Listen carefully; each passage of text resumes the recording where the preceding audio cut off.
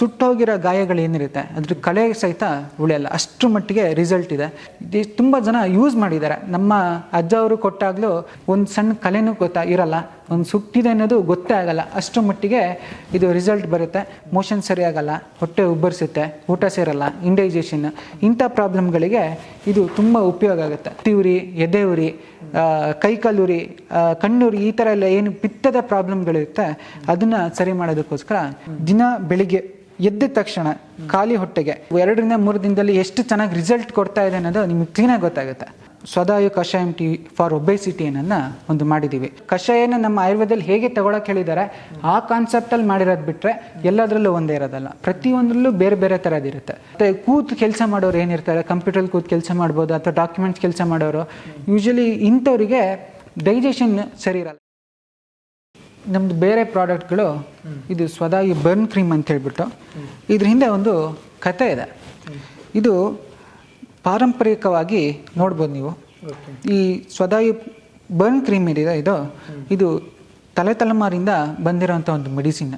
ಯಾವಾಗಿಂದ ಬಂದಿದೆ ಅನ್ನೋದು ಯಾರಿಗೂ ಗೊತ್ತಿಲ್ಲ. ಇದು ನನ್ನ ತಂದೆ ಅಂದರೆ ನಮ್ಮ ಅಜ್ಜ ಏನಿದ್ದಾರೆ ಅವರು ಮಾಡ್ತಾ ಇದ್ದಿದ್ದು. ಇದ್ರ ರಿಸಲ್ಟ್ ಎಷ್ಟು ಮಟ್ಟಿಗಿದೆ ಅಂತಂದರೆ, ಸುಟ್ಟೋಗಿರೋ ಗಾಯ ಏನಿರುತ್ತೆ ಅದು ಕಂಪ್ಲೀಟಾಗಿ ಹೀಲಾಗಿ ಈವನ್ ಒಂದು ಸಣ್ಣ ಕಲೆಗಳು ಉಳ್ಕೊಳ್ಳಲ್ಲ, ಅಷ್ಟರ ಮಟ್ಟಿಗೆ ಇದ್ರ ರಿಸಲ್ಟ್ ಇರುತ್ತೆ. ಸುಟ್ಟೋಗಿರೋ ಗಾಯಗಳು ಏನಿರುತ್ತೆ ಅದ್ರ ಕಲೆ ಸಹಿತ ಉಳಿಯಲ್ಲ, ಅಷ್ಟರ ಮಟ್ಟಿಗೆ ರಿಸಲ್ಟ್ ಇದೆ. ನನ್ನ ತಾತ ಅವ್ರು ಮಾಡ್ತಾ ಇದ್ದಿದ್ದು, ಅವರಿಗೆ ಅವ್ರ ತಂದೆ ಹೇಳಿದ್ದು, ಅವ್ರ ತಂದೆ ಹೇಳಿದ್ದು, ಎಷ್ಟು ತಲೆಮಾರಿಂದ ಇದು ಬಂದಿದೆ ಅನ್ನೋದು ನಮಗೂ ಗೊತ್ತಿಲ್ಲ. ಸೊ ನಾವು ಇದ್ರ ಮೇಲೆ ಒಂದು ಇಂಟ್ರೆಸ್ಟ್ ತೊಗೊಂಡು ಯಾವ್ದ್ಯಾವುದು ಮೆಡಿಸಿನ್ ಹಾಕ್ತಾ ಇದ್ದಾರೆ ಅದ್ರ ಬೇಸಿಸ್ ಮೇಲೆ ರಿಸರ್ಚ್ ಮಾಡಿ, ಲ್ಯಾಬ್ ಟೆಸ್ಟ್ ಮಾಡಿ ಬಂದು ನೋಡಿದಾಗ highest result burns and sculls. ನಿಮಗೆ ಬರ್ನ್ಗಳಿಗೆ, ಈಗೇನು ಸುಟ್ಟು ಗಾಯಗಳಿಗೆ ಮಾರ್ಕೆಟಲ್ಲಿ ಒಂದು ಮೆಡಿಸಿನ್ ಅನ್ನೋದೇ ಇಲ್ಲ. ನಿಮಗೆ ಆಲೋಪತಿ ಸಿಸ್ಟಮ್ ಆಗಿರ್ಬೋದು, ಯಾವುದರಲ್ಲೇ ಆಗಿರ್ಬೋದು, ನಿಮಗೆ ಟೆಂಪ್ರವರಿ ಟ್ರೀಟ್ಮೆಂಟ್ ಅಂತ ಬರುತ್ತೆ ಬಿಟ್ಟರೆ ಪರ್ಮನೆಂಟಾಗಿ 100% ಕ್ಯೂರ್ ಆಗುತ್ತೆ ಅನ್ನೋವಂಥದ್ದು ಒಂದು ಪ್ರಾಡಕ್ಟೇ ಇಲ್ಲ. ಬಟ್ ಇದೇನಿದೆ, ಇದು ಪಾರಂಪರಿಕವಾಗಿ ಬಂದಿರೋವಂಥದ್ದು. ಇದ್ರ ಮೇಲೆ ನಾವು ರಿಸರ್ಚ್ ಮಾಡಿ ನೋಡಿ, ಮತ್ತು ತುಂಬ ಜನ ಯೂಸ್ ಮಾಡಿದ್ದಾರೆ. ನಮ್ಮ ಅಜ್ಜ ಅವರು ಕೊಟ್ಟಾಗಲೂ ತುಂಬ ಜನ ಅವ್ರ ಹತ್ರ ಬಂದು ತೊಗೊಂಡು ಹೋಗ್ತಾಯಿದ್ರು, ಸಣ್ಣ ಕಲೆಗಳು ಇಲ್ಲ ಅಂತ.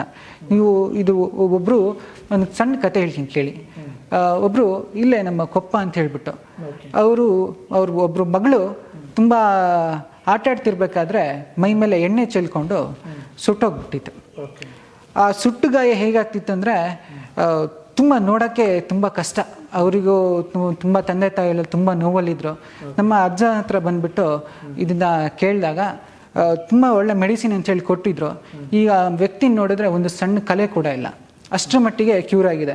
ನಾವು ಅದನ್ನು ನೋಡಿ ಒಂದು ಇಷ್ಟೊಳ್ಳೆ ರಿಸಲ್ಟ್ ಇರೋದನ್ನ ನಾವು ಯಾಕೆ ಪುಷ್ ಮಾಡಬಾರ್ದು, ಜನಗಳಿಗೆ ಹೆಲ್ಪ್ ಆಗುತ್ತೆ ಅಂತ ಹೇಳ್ಬಿಟ್ಟು ಇದನ್ನು ಒಂದು ಬರ್ನ್ ಕ್ರೀಮ್ ಅಂತ ಮಾಡಿದ್ದೀವಿ. ಸುಟ್ಟೋಗಿರೋ ಎಲ್ಲೇ ಪ್ರಾಬ್ಲಮ್ ಇದ್ರೂ ಇದನ್ನು ಯೂಸ್ ಮಾಡೋದ್ರಿಂದ ಏನು ಒಂದು ಸಣ್ಣ ಇನ್ಫೆಕ್ಷನ್ ಆಗದೆ ಇರೋದು.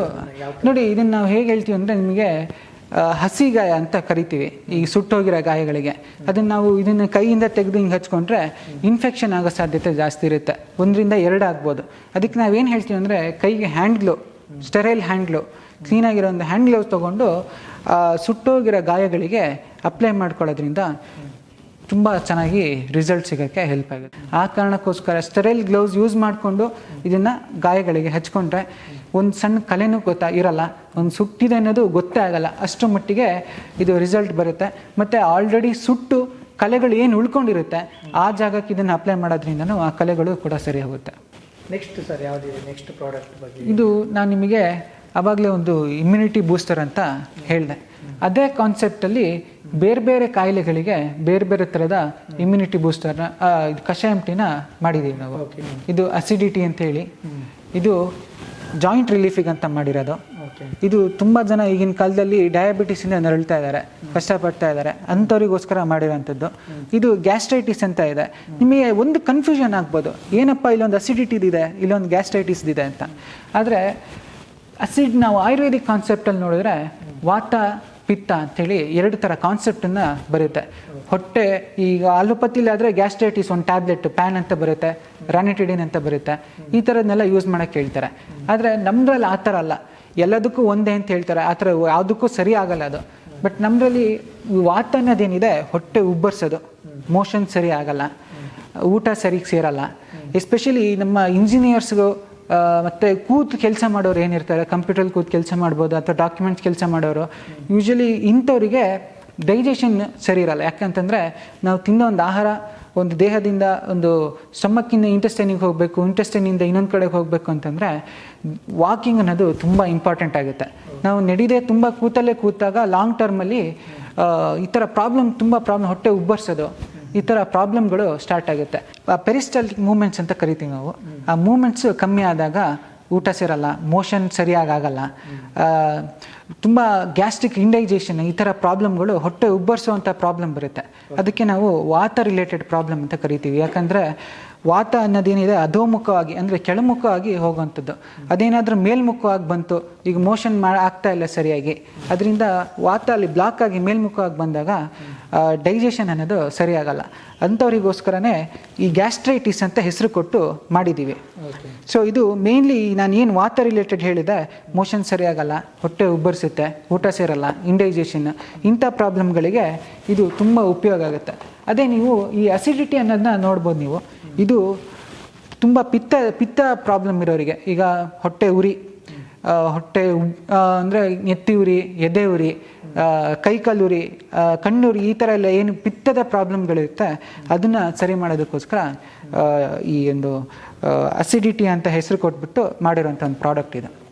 ಇದರಲ್ಲಿ ನೀವು ನೋಡ್ಬೋದು ಡಿಪ್ ಬ್ಯಾಗ್ಗಳು ಈ ಥರ ಇರುತ್ತೆ.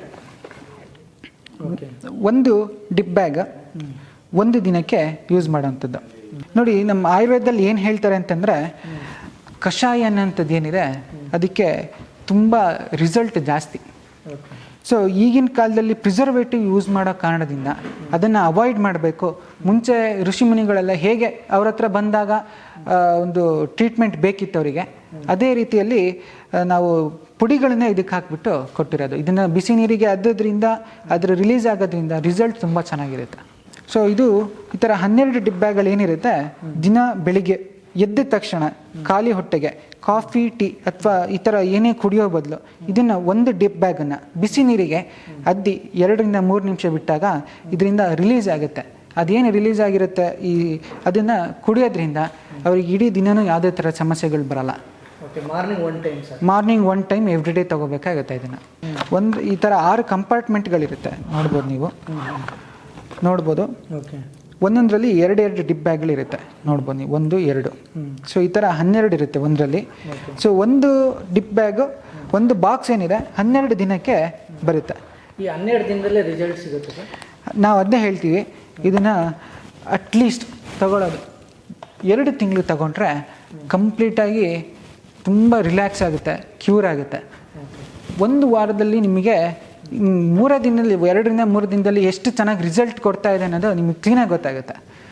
ಬಟ್ ನೀವು 1 ರಿಂದ 2 ತಿಂಗಳು ಕಂಟಿನ್ಯೂಸ್ ಯೂಸ್ ಮಾಡೋದ್ರಿಂದ ನಿಮಗೆ ಶಾಶ್ವತವಾಗಿ ಒಂದು ರಿಸಲ್ಟ್ ಸಿಗುತ್ತೆ ಮತ್ತು ಒಂದು ಪರಿಣಾಮಗಳು ಗೊತ್ತಾಗುತ್ತೆ.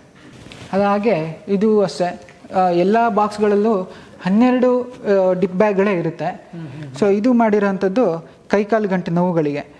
ನೀವು ನೋಡ್ಬೋದು, ಇದು ಒಂದು ಪೇಯ್ನ್ ಆಯಿಲ್. ಈ ಪೇಯ್ನ್ ಆಯಿಲ್ ಏನಿದೆ ಇದನ್ನು ಹಚ್ಕೊಳ್ಳೋದಕ್ಕೆ, ಹೊರಗಿಂದ ಹಚ್ಕೊಳ್ಳೋದಕ್ಕೆ, ಈಗ ನಾವು ಏನು ಕರಿತೀವಿ ಸಂಧಿವಾತ, ಆಮವಾತ, ಈ ಥರ ನಾವು ಇದು ನಿಮ್ಮ ಆಲೋಪತಿಯಲ್ಲಿ ಹೇಳೋದಾದ್ರೆ ರೊಮೈಟಾಯ್ಡ್ ಆರ್ಥ್ರೈಟಿಸ್ ಅಂತ ಕರೀತಾರೆ.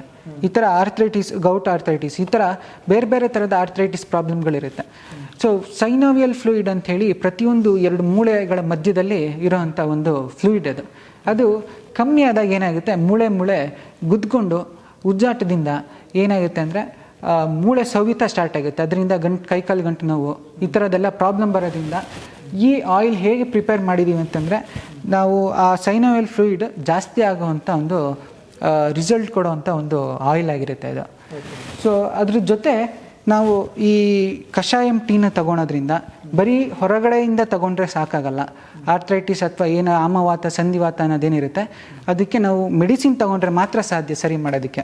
ಸೊ ಆ ನಿಟ್ಟಿನಲ್ಲಿ ಈ ಥರ ಮಾಡಿದ್ದೀವಿ.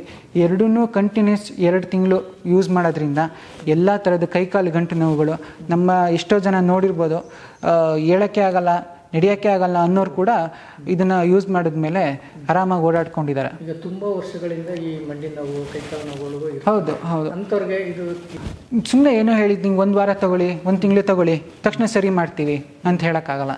ಯಾಕಂದರೆ ಒಂದು ನೋವು ಅನ್ನೋದು ಏನಿರುತ್ತೆ, ಮಂಡಿ ನೋವು ಈ ಥರ ನೋವುಗಳು ಒಂದು ದಿನದಲ್ಲಿ ಬರೋವಂಥದ್ದಲ್ಲ, ಅದು ಲಾಂಗ್ ಟರ್ಮ್ ಎಷ್ಟೋ ದಿನಗಳಿಂದ ಬಂದಿರೋವಂಥದ್ದು. ಬಟ್ ಇದೇನಿದೆ, ಇದನ್ನು ಯೂಸ್ ಮಾಡೋದ್ರಿಂದ ಡೈಲಿ ಎವ್ರಿಡೇ ಯೂಸ್ ಮಾಡೋದ್ರಿಂದ 2 ರಿಂದ 3 ತಿಂಗಳಲ್ಲಿ ತುಂಬ ಒಳ್ಳೆ ರಿಸಲ್ಟನ್ನು ನೀವು ಕಾಣ್ಬೋದು ಅಂತ ನಾವು ಹೇಳ್ತೀವಿ. ಇದು ಒಬೆಸಿಟಿ ಅಂತ ಹೇಳ್ಬಿಟ್ಟು. ಈ ಒಬೆಸಿಟಿ ಅನ್ನೋದೇನಿದೆ, ಈಗಿನ ಕಾಲದಲ್ಲಿ ನೋಡ್ಬೋದು ನಾವು ಜಂಕ್ ಫುಡ್ಸು ಹೊರಗಡೆ ತಿನ್ನೋದು ಜಾಸ್ತಿ, ಆಮೇಲೆ ಎಕ್ಸಸೈಸ್ ಮಾಡಲ್ಲ, ಕೂತಲ್ಲೇ ಕೆಲಸ ಮಾಡೋಂಥದ್ದು ಜಾಸ್ತಿ. ಸೊ ಈ ಥರ ಎಲ್ಲ ಇದ್ದಾಗ ಏನಾಗುತ್ತೆ, ದೇಹದಲ್ಲಿ ಕೊಲೆಸ್ಟ್ರಾಲ್ ಅಂಶ ಜಾಸ್ತಿ ಆಗ್ತಾ ಹೋಗುತ್ತೆ. ಇದರಿಂದ ಹಾರ್ಟ್ ಪ್ರಾಬ್ಲಮ್ ಇರ್ಬೋದು, BP ಇರ್ಬೋದು, ಈ ಥರ ಸಮಸ್ಯೆಗಳು ತುಂಬ ಜಾಸ್ತಿ ಆಗುತ್ತೆ. ಸೊ ಅಂಥ ಒಂದು ಕಾಯಿಲೆಗಳನ್ನು ನಾವು ಅವಾಯ್ಡ್ ಮಾಡಬೇಕು ಅನ್ನೋ ಒಂದು ನಿಟ್ಟಿನಲ್ಲಿ ಇದನ್ನು ಸ್ವದಾಯು ಕಷಾಯಂ ಟೀ ಫಾರ್ ಒಬೆಸಿಟಿ ಅನ್ನೋದನ್ನ ಒಂದು ಮಾಡಿದ್ದೀವಿ.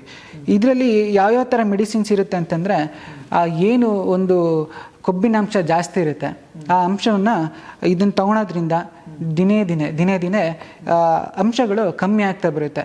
ಆದರೆ ನಾವು ಇದನ್ನು ತಗೊಳ್ಳೋರಲ್ಲಿ ಒಂದು ನಾವು ಹೇಳೋದೇನಂತಂದರೆ, ನಾವು ಇದನ್ನು ತಗೋತೀವಿ, ದಿನ ಬೆಳಗ್ಗೆ ಎದ್ದು ಡೈಲಿ ತಗೋತೀವಿ, ವೆಯ್ಟ್ ಕಮ್ಮಿ ಆಗಿಲ್ಲ, ಒಬೆಸಿಟಿ ಕಮ್ಮಿ ಆಗಿಲ್ಲ ಅಂತಂದರೆ ನೀವು ಇದ್ರ ಜೊತೆ ಒಂದು ಪಥ್ಯವನ್ನು ಫಾಲೋ ಮಾಡಲೇಬೇಕಾಗುತ್ತೆ. ನಾವು ಇದನ್ನು ಕೊಡ್ತೀವಿ, ಇದನ್ನು ಮೆಡಿಸಿನ್ ಆ್ಯಕ್ಟ್ ಮಾಡುತ್ತೆ, ಇದು ಏನಿದೆ ಸಪ್ಲಿಮೆಂಟ್ರಿ, ಇದು ಹೇಗೆ ಆ್ಯಕ್ಟ್ ಆಗುತ್ತೆ, ಇದ್ರ ಜೊತೆ ನಾವು ಒಂದು ಏನು ಡೈಲಿ ರೂಟಿನ ನಾವು ಚೇಂಜ್ ಮಾಡ್ಕೊಂಡಿಲ್ಲ ಅಂತಂದರೆ ನಾವು ಇದು ಯಾವ ಮೆಡಿಸಿನ್ಗಳು ಏನೂ ವರ್ಕ್ ಮಾಡಲ್ಲ. ಸೊ ಡೈಲಿ ಸ್ವಲ್ಪ ನಾವು ಏನು ಹೇಳ್ತೀವಿ, ಎಕ್ಸಸೈಸ್ ಮಾಡಬೇಕು, ವ್ಯಾಯಾಮ ಮಾಡಬೇಕು, ಯೋಗ ಮಾಡಬೇಕು, ಈ ಥರದ್ದೆಲ್ಲ ಮಾಡಿ ಅದ್ರ ಜೊತೆಗೆ ಆಯಿಲ್ ಕರೆದಿದ್ನೆಲ್ಲ ಕಮ್ಮಿ ಸೇವನೆ ಮಾಡಿದ್ರು, ಈ ಥರ ಎಲ್ಲ ಮಾಡೋದ್ರ ಜೊತೆಗೆ ಇದನ್ನು ತೊಗೊಂಡಾಗೋದ್ರಿಂದ ತುಂಬ ರಿಸಲ್ಟ್ ಗೊತ್ತಾಗುತ್ತೆ. ಓಕೆ ಸರ್, ಎಲ್ಲನೂ ಒಂದೇ ಥರ ಡಿಬ್ಯಾಗ್ ಮಾಡಿರೋದ್ರಿಂದ ಬಿಸಿನೀರಿಗೆ ಎಗ್ಜಿ ಯೂಸ್ ಮಾಡಬೇಕು. ಹೌದು ಎಲ್ಲನೂ ಹೌದು. ಇಂಗ್ರೀಡಿಯೆಂಟ್ಸ್ ಅದರೊಳಗೆ ಹಾಕಿರುವಂಥದ್ದು ಎಲ್ಲ ಬೇರೆ ಬೇರೆ ಬೇರೆ ಬೇರೆ, ಇದರಲ್ಲೇ ಬೇರೆದಿರುತ್ತೆ, ಇದರಲ್ಲೇ ಬೇರೆದಿರುತ್ತೆ.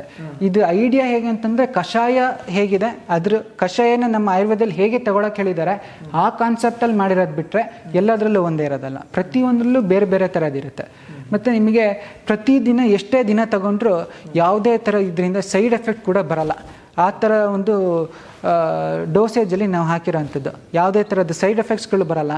ನೀವು ಇದರಿಂದ ನಿಮಗೆ ಬೇರೆ ಥರ ತೊಂದರೆಗಳು ಆಗಲ್ಲ, ಎಷ್ಟು ದಿನ ಬೇಕಿದ್ರೂ ತೊಗೋಬೋದು. ಆ ಥರ ನಿಮಗೆ ಡೈಲಿ ಕುಡಿಯೋ ಕಾಫಿ ಟೀ ಬದಲು ಒಂದು ಆಲ್ಟರ್ನೇಟಿವ್, ನಿಮಗೆ ಸರಿ ಆಗೋ ಏನೊಂದು ಪ್ರಾಬ್ಲಮ್ ಇದೆ ಅದನ್ನು ಸರಿ ಮಾಡಿಸೋದಕ್ಕೋಸ್ಕರ ಮತ್ತು ಬರದೇ ಇರೋ ಕಾರಣಕ್ಕೋಸ್ಕರ ಈ ಥರ ಒಂದು ಕಾನ್ಸೆಪ್ಟಲ್ಲಿ ಮಾಡಿರೋಂಥದ್ದು.